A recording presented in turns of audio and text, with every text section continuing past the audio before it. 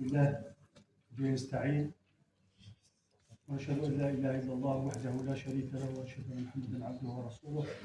الحمد لله ولي الصالحين والعاقبة للمتقين ولا عدوان الا على الظالمين. Le sujet d'aujourd'hui, Inch'Allah, on a promis de faire court. On va essayer de faire maximum une heure.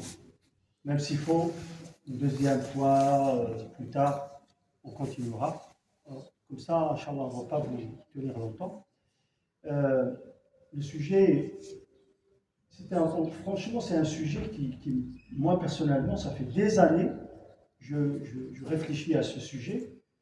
Et ça m'a concerné personnellement quand j'étais, je dirais quand j'étais jeune, quand j'avais 15 ans, 14-15 ans, je commençais à découvrir l'islam, la prière, etc. J'étais en Algérie, dans un quartier populaire. Bon, on a été élevé dans un environnement, on va dire, la place de la femme et tout ça. Bon, c'était un peu, voilà, on était macho, on va dire. On était un peu, voilà, la femme était un peu mise à l'écart dans les traditions, dans nos comportements, les Kabyles, l'Afrique du Nord, tout ça. Et puis petit à petit, alhamdoulilah, Allah subhanahu wa ta'ala, quand je commençais à fréquenter la mosquée, on avait une très belle bibliothèque, une grande bibliothèque. Il y avait tous les livres qu'on voulait avoir. On a commencé à apprendre les bases de l'islam, dans les halaqat, les cercles, et après, petit à petit, à apprendre nous-mêmes, à aller voir des livres, etc. Puis je commençais petit à petit à me rendre compte qu'il y avait des décalages entre ce qu'on lisait dans la sunna du prophète sallallahu alayhi wa sallam, dans la vie du prophète sallallahu alayhi wa sallam, de certains sujets, notamment celui de la femme, avec ce que j'observais autour de moi, les relations envers la femme. Et donc ce décalage-là est quand même important sur certains points. Par exemple, sur la place de la mosquée, on se rend compte que, vous allez le voir, quand on regarde ce qu'était la mosquée du temps du prophète sallallahu alayhi wa sallam, et comment la relation de la mosquée était ouverte aux hommes, aux femmes, aux enfants, à toutes les catégories. Et ce qu'on vit aujourd'hui, on va découvrir un décalage énorme, important. C'est-à-dire que si, à la lumière de ce qu'on voit dans la vie du prophète sallallahu alayhi wa sallam, si le prophète sallallahu alayhi wa sallam venait aujourd'hui dans une de nos mosquées, il ne va pas reconnaître ce que lui a instauré, ce que lui a mis comme organisation dans sa mosquée. On n'est pas du tout dans l'esprit de l'exemple du prophète sallallahu alayhi wa sallam. Et ça, c'est un sujet important il faut alerter chacun de nous pour que la conscience puisse travailler et puis surtout que les responsables, ce sujet est abordé parfois par certains imams, par certains savants, il est dit régulièrement, etc. Mais c'est pas assez traité, en tout cas c'est pas assez mis en évidence pour qu'on puisse réfléchir et rectifier. Le but c'est quoi ? C'est de rectifier les choses pour retrouver la méthode du prophète sallallahu alayhi wa sallam, parce qu'on ne trouvera pas meilleure méthode. Sinon, on prétend qu'on est mieux que le prophète sallallahu alayhi wa sallam. Donc non, c'est lui la source. Donc il faut revenir à lui. Donc je me suis appuyé pas mal sur l'ijtihad de Jasser Aouda, entre autres, qui est un membre éminent, un membre fondateur de l'Union internationale des savants musulmans, qui est un grand chercheur fi ilm al-maqasid, les finalités de Sharia. Il a une chaire dans l'université de Châteauvieux, dans l'Afrique du Sud. Il est président de l'Institut international de Maqasid. C'est un chercheur international qui est invité régulièrement dans les universités au Canada, à Carleton ou Georgetown aux États-Unis, etc. Voilà, donc c'est vraiment une sommité. Donc je me suis beaucoup appuyé sur. Il a fait une recherche très approfondie par rapport à la sunna du prophète, à la sira du prophète, et toutes les argumentations pour essayer de trouver la lumière et aller vers la vérité. Donc, vous savez tous quelle est la place importante de la mosquée dans la société musulmane. Le prophète sallam, quand il est arrivé à Médine, vous savez, la première chose qu'il a fait, c'était même pas chercher à trouver ça, quelqu'un qui vient d'un autre pays, etc. Première chose, il doit se préoccuper de là où il va habiter, là où il doit. Le prophète, c'est la première chose qu'il a fait. D'ailleurs, il a dit aux gens, laissez la chamelle, elle sait où doit aller. La chamelle, il n'a même pas dit on va à tel endroit, il a dit laissez la chamelle, elle sait où elle doit aller. Ça veut dire qu'il a laissé la question à Allah subhanahu wa ta'ala. Et la chamelle, elle s'est assise à un moment donné sur un terrain qui appartenait à deux orphelins. Et puis, finalement, c'était ce terrain-là qui a servi de base pour faire quoi? Pour faire la mosquée. Le premier acte fondateur du prophète sallallahu dans la société musulmane, la première capitale de l'islam, c'est la mosquée. Et d'ailleurs, même aujourd'hui, vous allez voir dans beaucoup de villages, symboliquement, le lieu le plus important du village, le sommet du village. Je peux vous dire que notre village, mon village s'appelle Igoulfen, en Kabylie. La première maison qui a été bâtie dans le village, l'ancêtre, il a bâti d'abord la mosquée. Et après, les maisons autour, donc c'est le sommet. Dans beaucoup de villages, c'est comme ça. Et donc, cette mosquée-là, là on parle d'une société, la société donc de la capitale de l'islam, la première capitale de l'islam. Et après, dans toutes les autres grandes capitales. Mais le rôle de la mosquée dans une société comme ici, là, en Europe, en Occident, où les musulmans sont minoritaires, est encore plus important, parce que le lieu par excellence où le musulman se lie à Allah subhanahu wa ta'ala, apprend l'islam, là où les convertis viennent la première fois, il démarre dans la mosquée, là où le musulman apprend à connaître les premières personnes de son entourage, c'est dans la mosquée. Là où il construit sa foi, là où il doit éduquer, s'éduquer lui-même, éduquer ses enfants, c'est la mosquée. Donc, le rôle de la mosquée, capital, primordial. Ça, vous le savez tous. Je n'ai pas besoin de détailler. Donc, nous allons essayer de voir, dans un premier temps, quel était le rôle de la mosquée à l'époque du prophète. Puisqu'on a dit qu'il faut aller à la source. Donc, c'est de là qu'on doit, après, s'inspirer pour faire les choses dans nos sociétés, voilà, en adaptant bien sûr, mais l'essentiel, les bases, c'est dans la vie du prophète. Et comment ce rôle était aussi ouvert à tous, aux hommes, aux femmes, aux enfants, aux personnes âgées, aux riches, aux pauvres, à tous. Et chacun y trouvait sa place. Et comment à partir de cet exemple du prophète, comment faire en sorte que nous, aujourd'hui, on s'adapte, on adapte nos mosquées, pas à nos traditions, nos coutumes, je ne sais pas quoi, nos mentalités culturelles. Non, qu'on adapte ça à l'esprit, à l'esprit de la vision de l'islam, l'esprit prophétique. Voilà. Donc, en résumé, le rôle la position de la mosquée, comment le prophète sallallahu alayhi wa sallam l'avait organisé. Comme j'ai dit, donc ce lieu-là est très important, que ce soit pour les jeunes, les moins jeunes, les enfants, les femmes, etc. D'abord, la mosquée au temps du prophète sallallahu alayhi wa sallam était d'abord le lieu par excellence de la foi. Le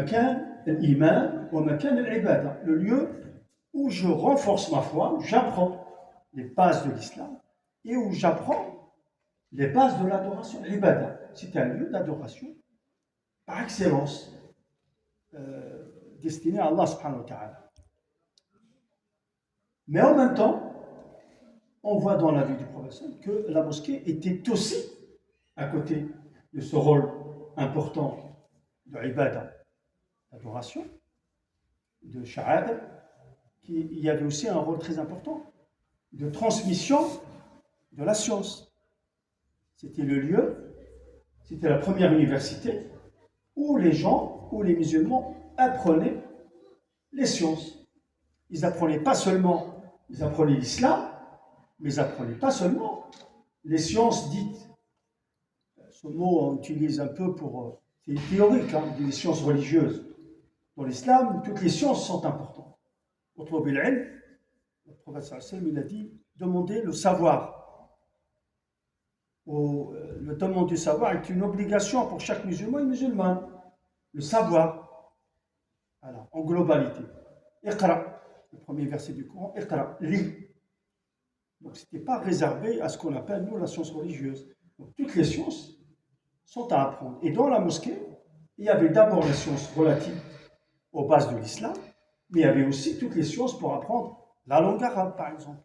Apprendre à lire et écrire. À l'époque du prophète sallam, peu de gens savaient lire et écrire.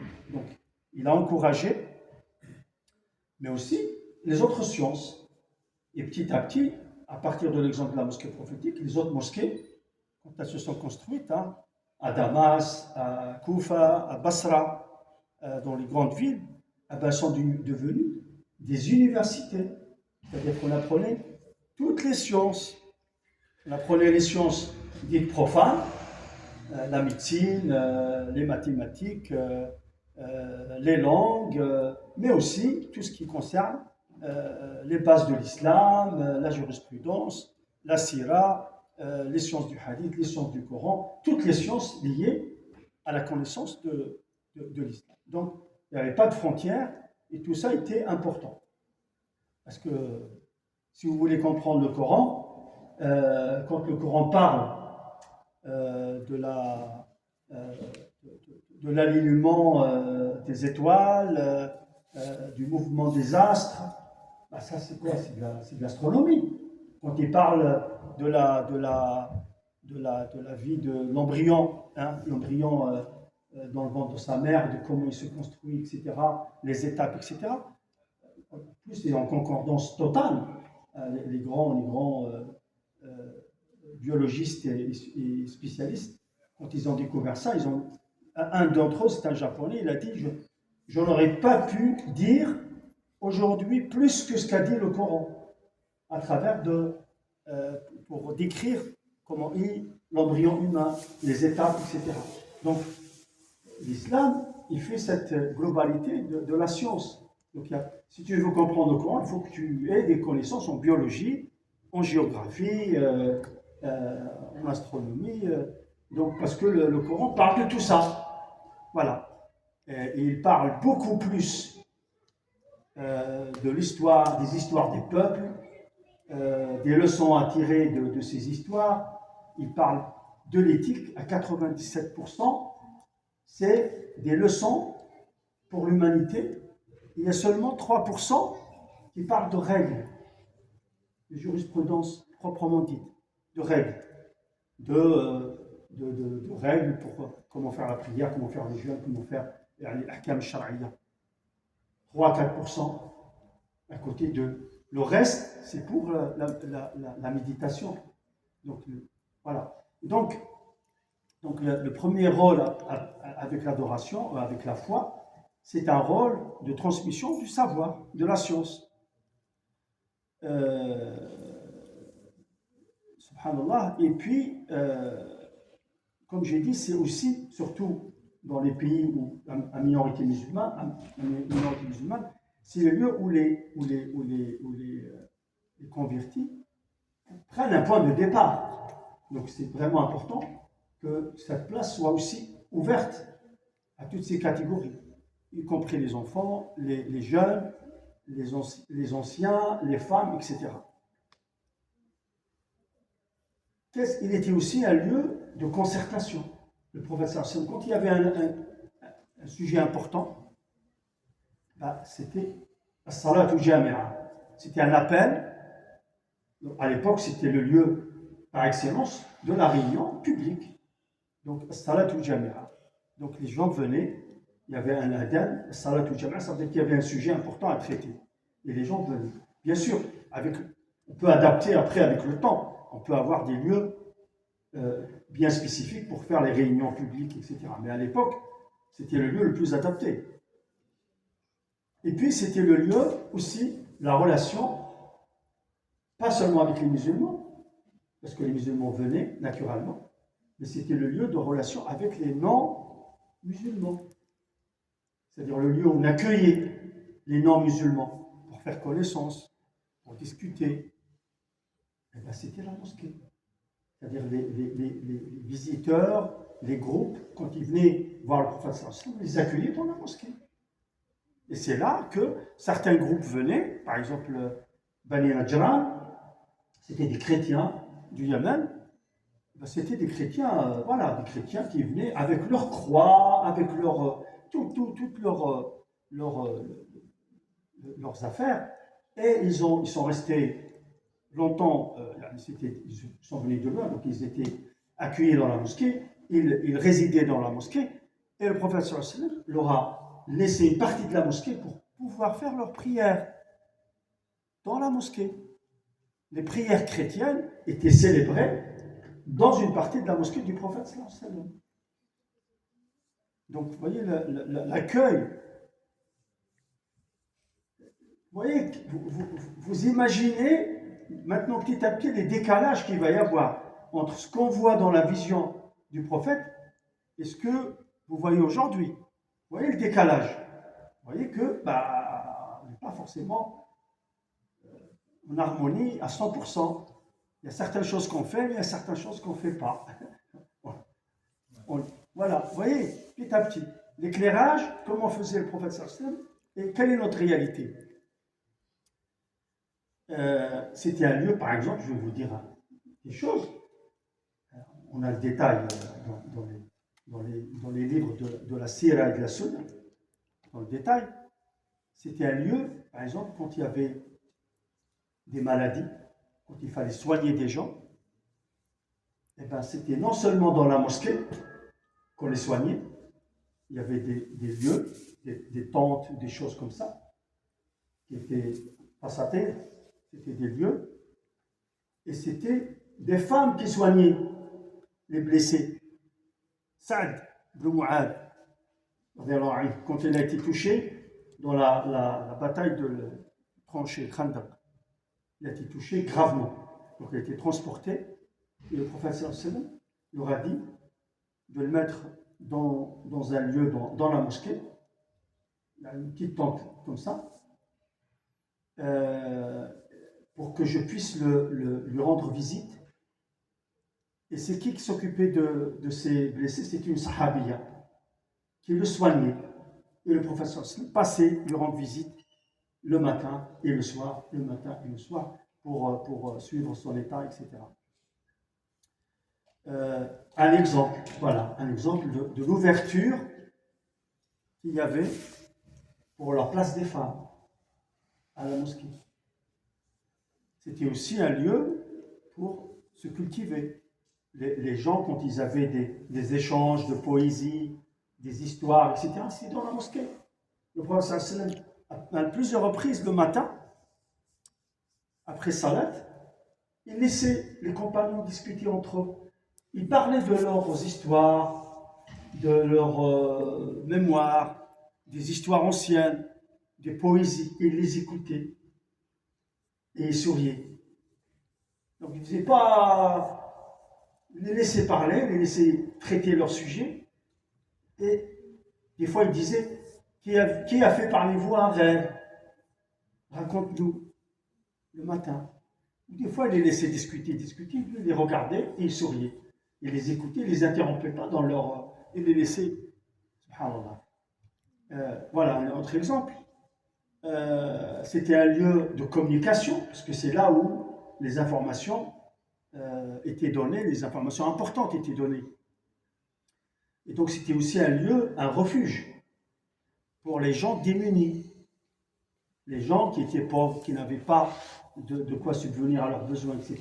Même les gens qui n'avaient pas de maison, le prophète sallallahu leur a donné une partie, le sofa, la partie qui s'appelait sofa, à l'arrière, et ils pouvaient dormir, ils pouvaient rester là-bas, ils pouvaient manger, etc.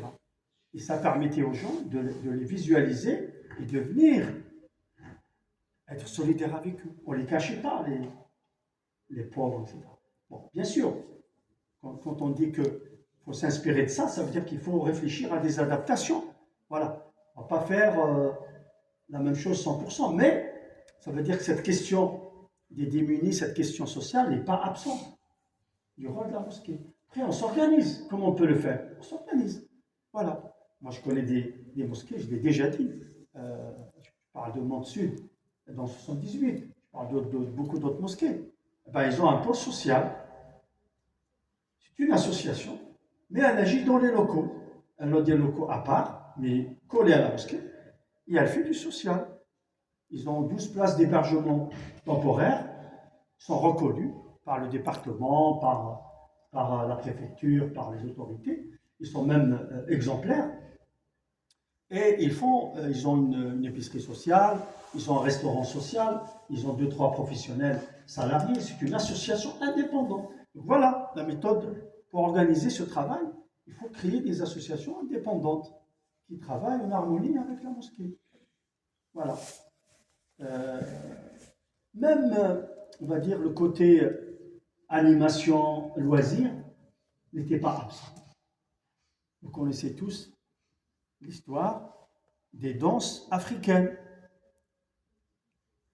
qui étaient organisées dans la cour de la mosquée. Pendant l'Aïd, c'est dans Bukhari. Et Aïcha voulait voir le prophète sallallahu alayhi wa sallam, l'a invité à venir voir. Elle a regardé, jusqu'à ce qu'elle soit fatiguée. Il lui a dit, c'est bon, tu vas encore? Elle lui a dit, ça y est, je suis fatigué. Voilà. Et donc, le professeur nous a ouvert la porte pour faire cette... il a dit, pour que le voisin comprenne que dans notre islam, notre religion, il y a une place pour le loisir. Tout ça existait avec l'exemple du prophète.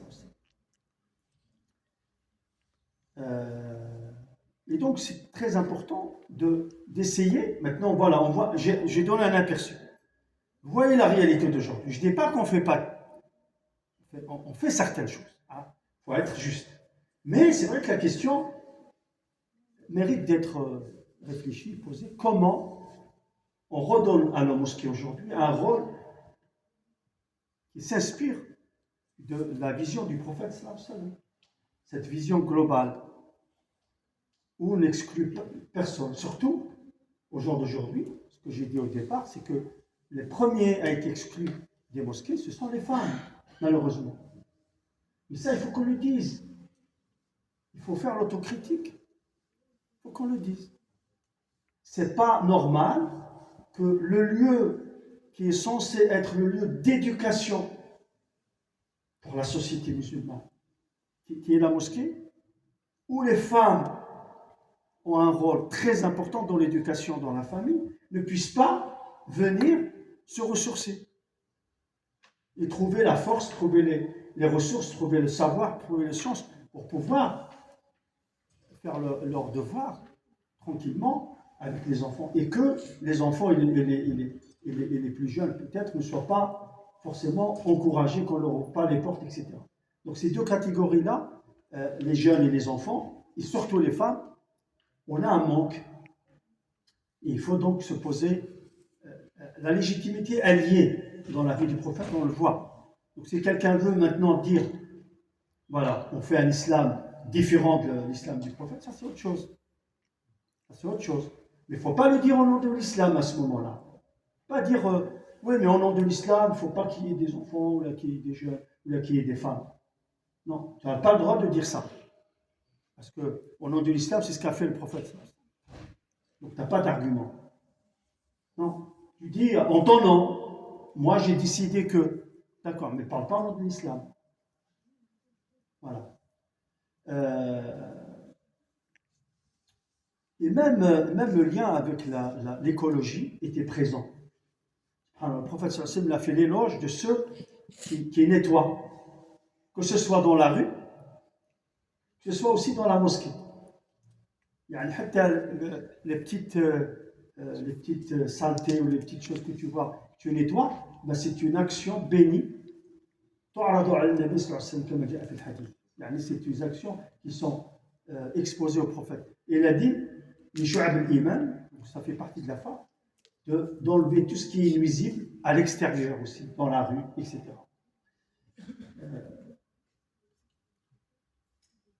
Et même de voir le rôle qu'avait par exemple, il y avait une dame qui travaillait, qui habitait la mosquée, qui travaillait dans la mosquée, qui s'occupait de nettoyer. Et donc, elle le nettoie. Et un jour, cette dame est décédée, et le professeur n'était pas au courant, on l'a enterrée. Et quand le professeur est passé près de la tombe, il a dit, c'est à qui sa tombe? On lui a dit, فلانة أم محجن. قال التي كانت تقوم المسجد. قال نعم. فصف الناس, il a aligné les gens, alors qu'on avait déjà fait il a aligné les gens devant sa tombe, et là, il a fait la salate. Et puis il lui a parlé. ثم قال أي العمل وجدت أفضل. Il lui parlait. Il a dit, quelles sont les meilleures actions que tu as trouvées? Les compagnons, قالوا يا رسول الله أتسمع؟ Ils ont dit, elle t'entend? قال ما أنتم بأسمع منها. Vous n'entendez pas mieux qu'elle. فذكر, il leur a dit, أنها أجابته قم المسجد. Le fait d'être actif dans la mosquée, c'est une de mes plus belles actions. Et puis, n'oublions pas, quand on parle de mosquée, n'oublions pas le rôle central qu'on doit aussi donner, que doivent prendre les imams et les chouyours, les du'at, qui sont actifs dans la mosquée. Ils ont un rôle central, parce que la mosquée, ce n'est pas juste des murs, c'est des hommes et des femmes qui font des actions dedans. Et donc, c'est eux qui vont animer cette mosquée. Voilà. Donc la valeur de la mosquée n'est pas sa taille, n'est pas le fait d'avoir des lustres, le fait d'avoir des belles faïences, je ne sais pas quoi. Même il y a un hadith qui dit لا تقوم الساعة حتى يتباهى الناس بالمساجد. هذا رواه أبو داود. في مسند أحمد كذلك ابن حنبل رحمه الله. في سنن أبي داود والنسائي وابن ماجه وصححه ابن حبان عن أنس. ولفظ ابن خزيمة يأتي على الناس زمان. Il viendra un jour, les gens seront fiers par la beauté de leur mosquée. Ils vont se comparer par la beauté de la mosquée. لا يعمرونها إلا قليلا. Mais il n'y a pas beaucoup d'actions dans ces mosquées. Donc, le fait qu'il y ait des actions, c'est plus important que la mosquée soit de telle couleur, de telle, etc. Je ne dis pas que c'est bien qu'il y ait une belle architecture. Le plus important, c'est ce qui se fait dedans. Le mieux, c'est que ça soit une mosquée simple, comme a été la mosquée du prophète sallallahu, simple, mais avec beaucoup d'actions importantes dedans.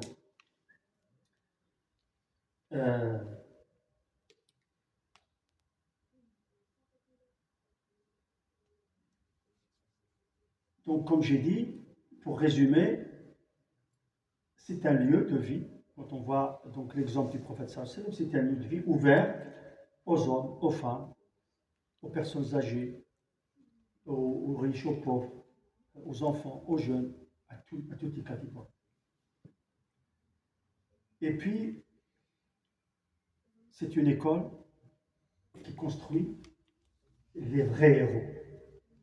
Dans l'histoire de l'islam, les vrais héros, eh ben, ils sont sortis des mosquées. Voilà. Salah ad-Din al-Ayyubi, d'où est-ce qu'il est sorti? C'était quelqu'un qui faisait la prière à la mosquée. Salat al-Jama'a. C'est la mosquée qui l'a éduqué. Salah ad-Din al-Ayyubi. Nur-ad-Din Zenki. C'est un autre héros. Il faut connaître vos héros. Nous, on n'a pas besoin d'avoir des héros imaginaires. Spider-Man, Superman, etc. Ça, c'est des héros qu'on a inventés. Parce qu'on manque d'exemples, ben, on a inventé des héros. Voilà. Les héros de Disney, etc. Là, c'est des vrais héros qui ont existé. C'est des exemples vivants. Salah ad-Din Ayyubi, Tariq ibn Ziyad, celui qui a ouvert l'Andalousie. Il était allé au secours des Goths qui étaient monothéistes, qui ont été chassés de l'Ibérie. Il faut savoir qu'avant l'arrivée de l'islam, il y avait des chrétiens monothéistes. Et l'Église les avait combattus à l'époque, les Romains, et donc les ont combattus. Et donc, l'Ibérie, c'était des monothéistes. Ils ont été chassés. Une famille donc, a été chassée. Et donc, ils ont demandé de l'aide aux musulmans, comme l'ont fait les gens de Syrie, les Coptes d'Égypte, etc. Les musulmans sont venus libérer et pas conquérir, contrairement à... Voilà. Donc ça, c'est des sujets qu'on va... Donc, Youssef ibn Tashfin, Ibn Khaldoun, c'est le fondateur d'une science qui, aujourd'hui, science moderne, c'est la sociologie. Il est né en Tunisie, il a fait les premières études en Tunisie, après il a voyagé en Afrique du Nord, Algérie, Abidjan, après le Maroc, après l'Andalousie. Il a voyagé. Et donc il a grandi dans les mosquées. À Tunis, vous allez voir, c'est une petite mosquée, et il y a la première école qu'il a appris, c'était dans une petite mosquée, à Tunis, dans la Casbah de Tunis. À Verouès, le plus grand savant d'Andalousie, dans la mosquée, Ibn Rushd. Ghazali, Abu Hamid, Hujjatul Islam, dans la mosquée. Avicenne, le grand médecin, Farabi, le grand de l'Asie centrale, c'était dans les mosquées. Les résistants, Amir Abdul Qadir, Abdul Karim Khattabi, les résistants à la colonisation. Belbadis, Ibrahimi, Amirouche, Fodel Wartilani, Omar Mokhtar en Libye, les Tijani en Afrique, c'est connu. Ceux qui ont résisté à la colonisation, c'est les Tijani. C'était la mosquée, le réseau, les confréries. Malcolm X aussi, aux États-Unis, le Black Panther, etc. Vous connaissez. Donc,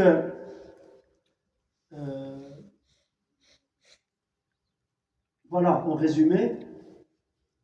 Et puis, pour répondre à certaines paroles qui tentent de justifier l'injustifiable, disons, Sadd al-Dhara'i', je ne sais pas quoi, on sort ça tout le temps. On sort Sadd al-Dhara'i', c'est combler les brèches ou bien éviter les problèmes. Donc, on est tellement allé trop dans Sadd al-Dhara'i' qu'on a annulé la vision du prophète sallallahu alayhi wa sallam.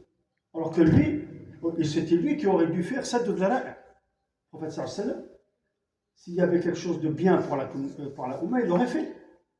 Ou il aurait fait, il aurait dit attention là, non, non, non. Je vous donne un exemple. Le prophète sallallahu alayhi wa sallam, pour vous dire, ce n'était pas une société d'anges, la société à l'époque du prophète, c'était des hommes et des femmes comme nous. Il y avait des gens qui s'égaraient. Mais il n'a pas remis en question le fondement, par exemple, par rapport à la mosquée. Les femmes voyaient les hommes. Quand le prophète, comment il a organisé la mosquée? Eh bien, le premier rang, c'était les hommes.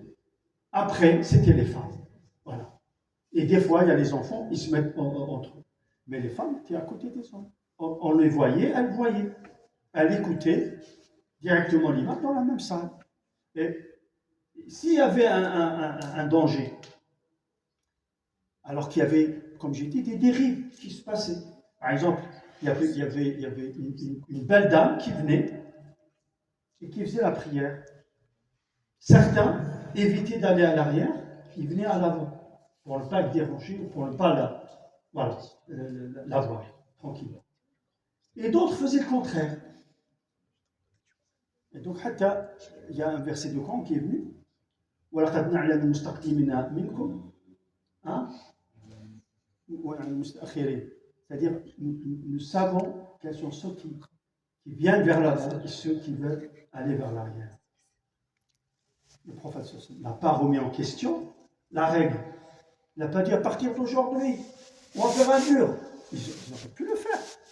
Ils ont construit les pièces et tout à côté. Là, non. Il n'a pas remis en question cette règle. Il a juste fait le maw'idha, le conseil. Parce que c'est des humains.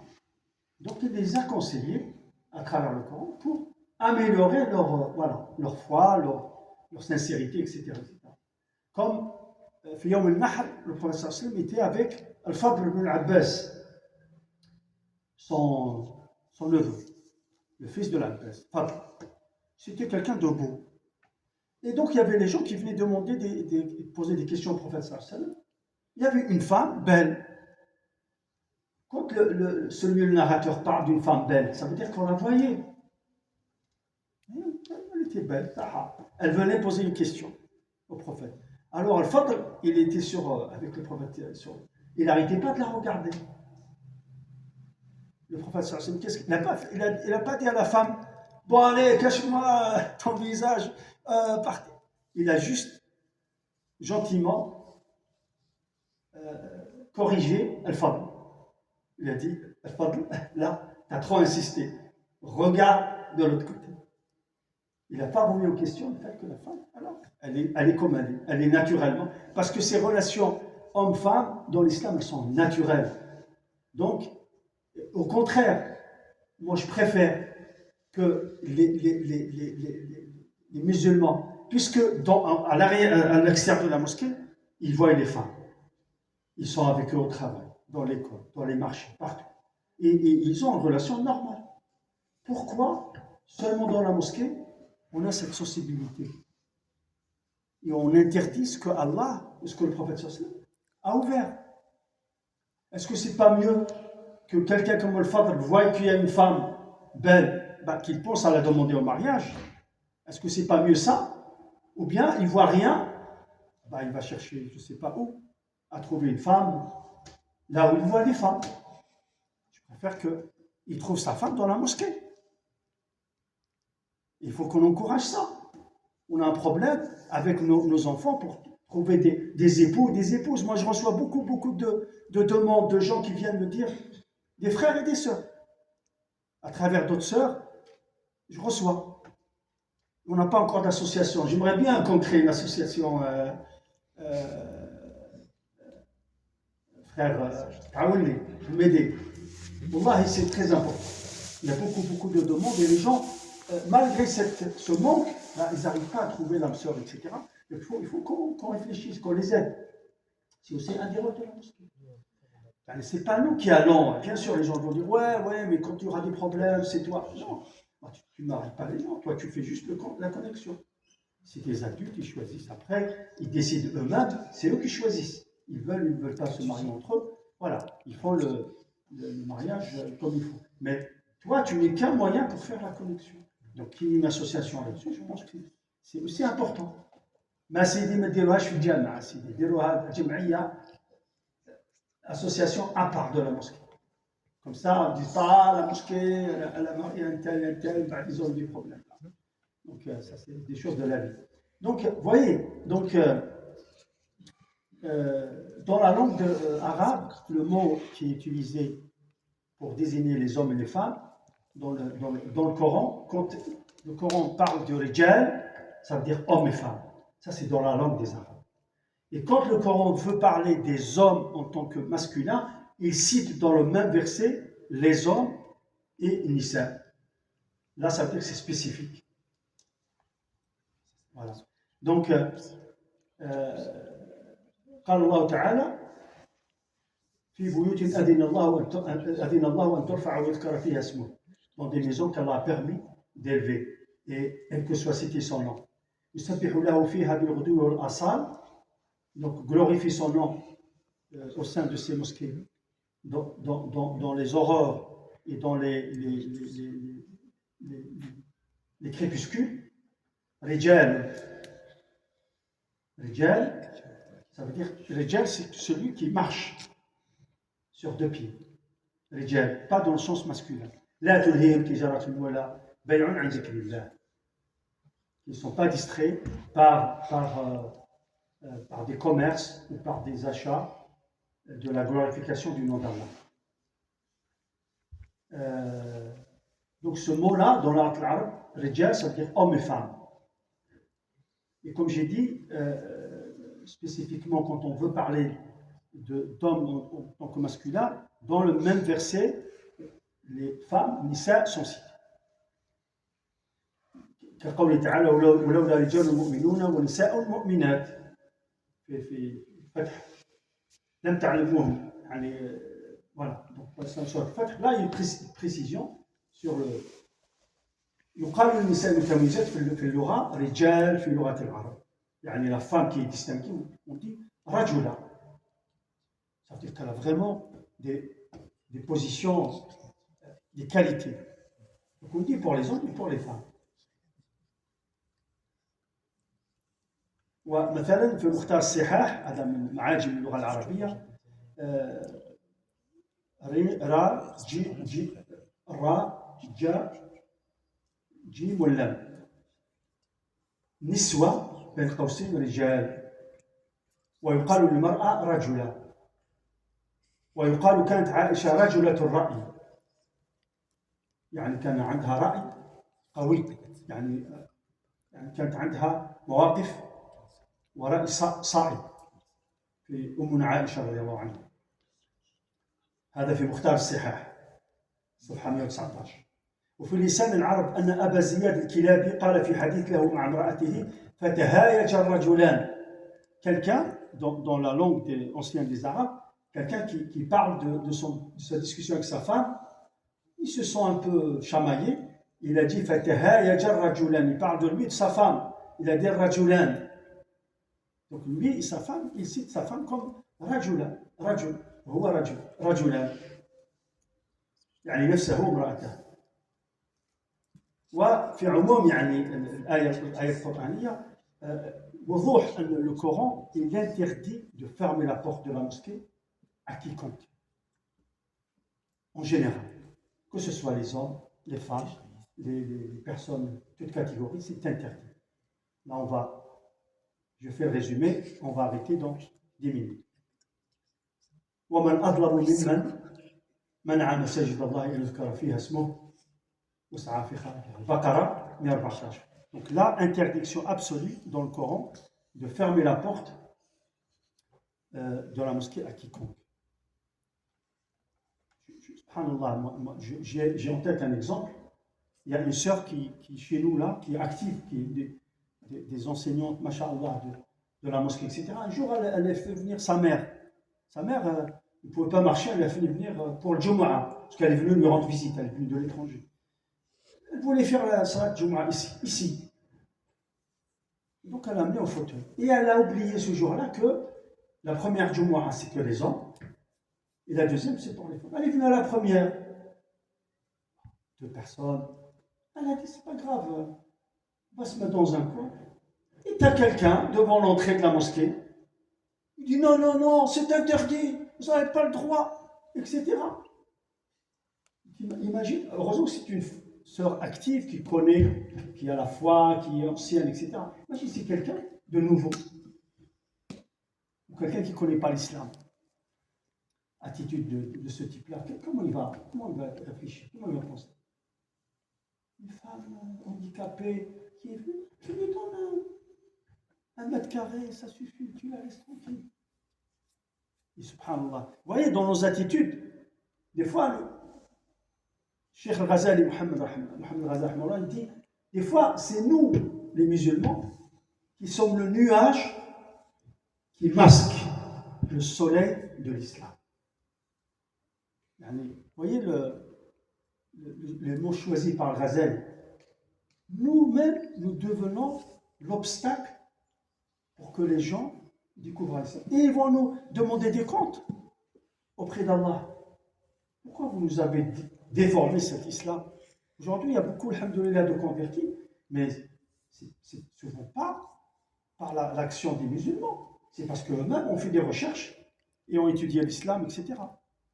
Comme beaucoup de grands savants qui ont dit heureusement que j'ai connu l'islam avant de connaître les musulmans. La connaissance de l'islam, parfois c'est nous qui sommes un peu l'obstacle. Donc il faut se remettre en question. Et vous imaginez cette image où la femme, vous allez même dans les pays musulmans ou ici, dans la minorité musulmane, il n'y a pas de place pour les femmes. C'est comme si l'impression est donnée, comme si on ne veut pas de vous.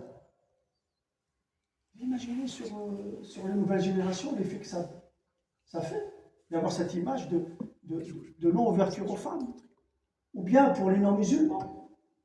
C'est-à-dire, nous, on fait le contraire de ce qu'a fait le prophète sallallahu alayhi wa sallam et on prétend agir au nom de l'islam. Quelle est l'image qu'on va donner?